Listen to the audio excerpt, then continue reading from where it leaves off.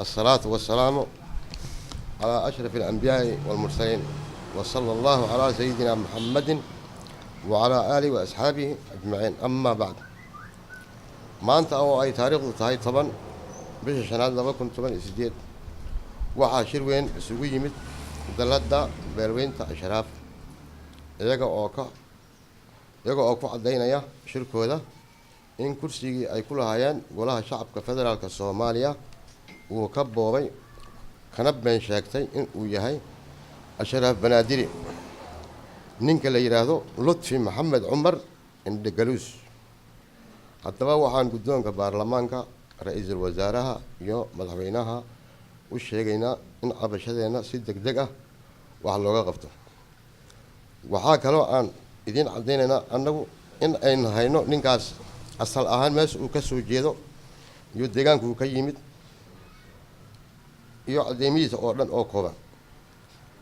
mar wuxuu sheegtay inuu ka mid yahay koonfur galbeed Soomaaliya, mar labaad haddana wuxuu sheegtay inuu yahay Ashraf Banaadiri.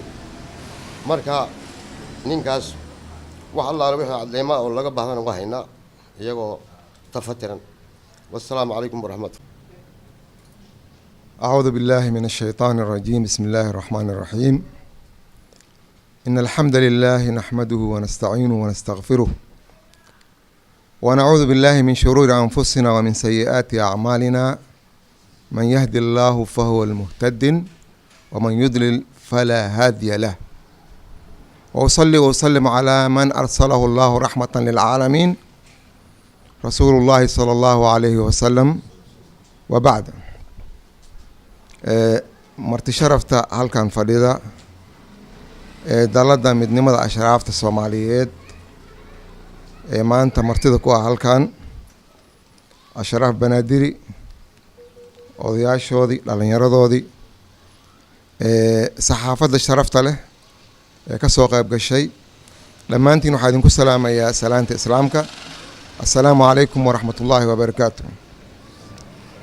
بعد السلام waxaan maanta ay bisha tahay 10ka bisha shanaad 2018 halkan isugu nimid codsiga walaalaheen dalada ashraafta Soomaaliyeed oo muddo dheer hawsheedii ka fadhiday in ay nagu dardargeliyaan isla markaasina dib boorka loogu jafo daladii midnimada ashraafta ee ku kulansaneed dhammaan ashraaf weyne. waa alxamdulilah haddii maanta aan halkan u fadhino inaan ka hadalno masaalixda iyo danta beelweynta ashraaf. ashraaf waxaan ognahay sida la wada ogyahay waa guri 4 albaab leh, waa meel uu nin walba kusoo dhuuman karo. culimmada Soomaaliyeed ee ahlu sunna wal jamaa anaga waxay dadka ku booriyaan nin kastoo ashraaf sheegta inaan lagu inkirin, lianna waxa waaye waa dad lagu soo tarbiyey ummadda soomaaliyeed, karaamada iyo ixtiraamka ay u haayaan ahlubeytka darteed. qofka hadduu marba ashraaf sheegto waxa waaye maqaamkiisa iyo ixtiraamkiisa goonida ayaa la siin jiray. marka beelweynta ashraaf weyne waxaa la gudboon inay fadhiga ka kacdo. xilligii ma aha, dadku dadkii ma aha, adduunyada wax badan baa isbedelay. dadkane waxay ku midoobayaan say xaqooda iyo xuquuqdooda wadajir ugu raadsadaan. laakiin anaga waxaan ku sifownay in qolo walba meesheedii lagu garaaco oo madax loogu tumo. maanta laakiin waa guul iyo farxad haddii dalladii midnimada oo muddo dheer aan shaqaynaynin maanta aad nagu booriseen, xaqeenana inaad soo dhicisaan, aad halkaa noogu timaadeen adinkoo meel fog ka yimid, south west iyo meelo kale oo ka dheer. waan idinku mahadinaynaa. marka ashraaf waxaan idinku boorinaa inaad yeelataan feejignaan dheeri ah oo masaalixdiina iyo danahiina aad ka fikirtaan. diiwaan inaad samaysataan oo adinka aad ku wada dhan tihiin. haddii aad sidaan aad ku sii socotaan oo tafaraaruqa kusii jirtaan, xaqiina iyo magaciinaba meeshu ku baaba'aha. marka waa inaad ku dadaashaan wixii maanta ka dambeeyana xafiiskan adinkaa ladiin furay, inaad ku howlgashaan ood xaqiina iyo xuquuqdiina halkan si wada jir ah ugu raadsataan.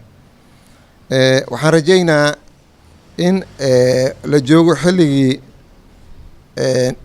xaqa iyo xuquuqda ashraaf wax badan baa lagu tuntay. xilligiis gabagabadaa la joogaa. insha allah waxaan rajaynaynaa haddii la idinka helo wada shaqayn run ah oo aad ula shaqaynaysaan ashraaf banaadir, in waxaynu uu noo meel marayo. laakiin haddii ay timaado cagajiid iyo wax la mid ah, in halka aan joogno aan kasii fogaanayno oo magaceena saas ku dhumayo. waxaan idin rajaynayaa guul iyo horumar, barwaaqo iyo midnimo. wasalaamu calaykum waraxmat ullaahi wabarakaatu. war-saxaafadeed beesha ashraaf ku socoto gudoomiyaha baarlamaanka federaalka soomaaliyeed mudane maxamed mursal sheekh cabdiraxmaan, ku socoto madaxweynaha jamhuuriyadda federaalka soomaaliya mudane maxamed cabdulaahi farmaajo, ku socoto ra-iisul wasaaraha xukuumadda federaalka mudane xasan cali khayre.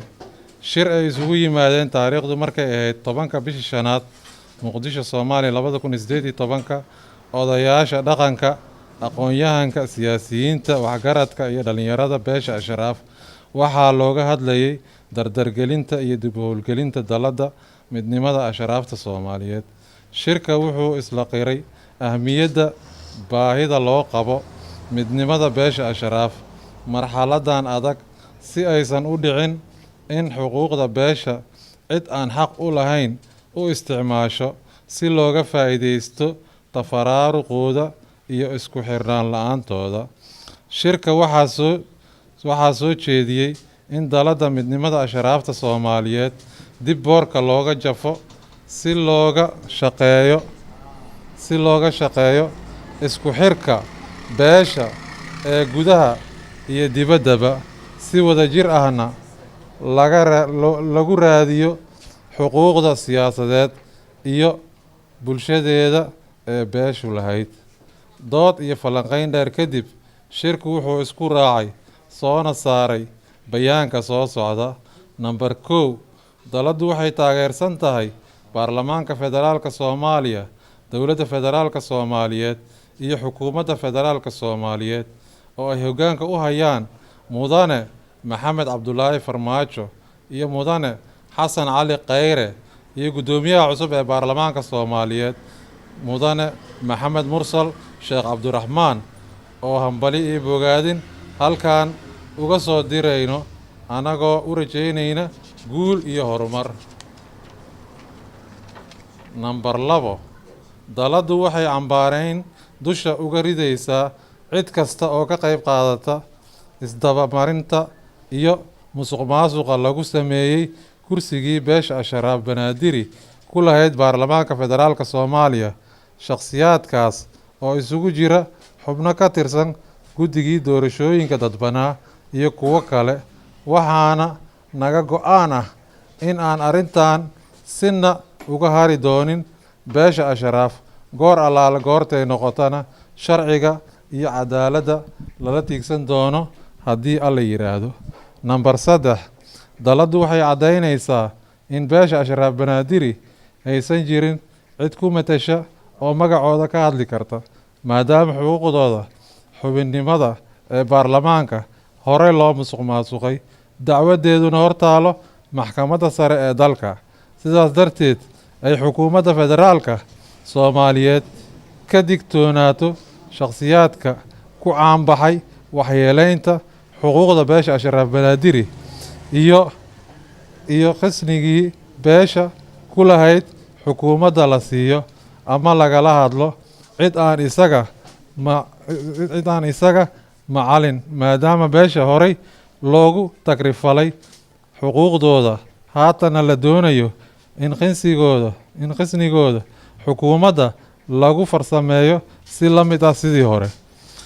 Namber 4, beesha ashraaf banaadiri waxay xukuumadda federaalka soomaaliyeed ku lahayd wasiiro dowlo iyo safiir. sidaas daraaddeed beeshu waxay ku baaqaysaa in mar arrintaas lagala hadlin cid aan ahayn ashraaf banaadiri, lagana digtoonaado cawaaqib xumada ka dhalan karta sida bursiga ay wadaan dadka magacyadooda sida boos abaar isticmaalaya ee lagu kala garanayo. beeshu waxay weydiisanaysaa in fursad loo siiyo la kulanka madaxweynaha, ra-iisul wasaaraha soomaaliya, ra-iisul wasaaraha jamhuuriyadda federaalka si ay cabashadooda ugu aadan dhibaatadan ugu wadaan una soo gudbiyaan dhibaatooyinka loo geysto.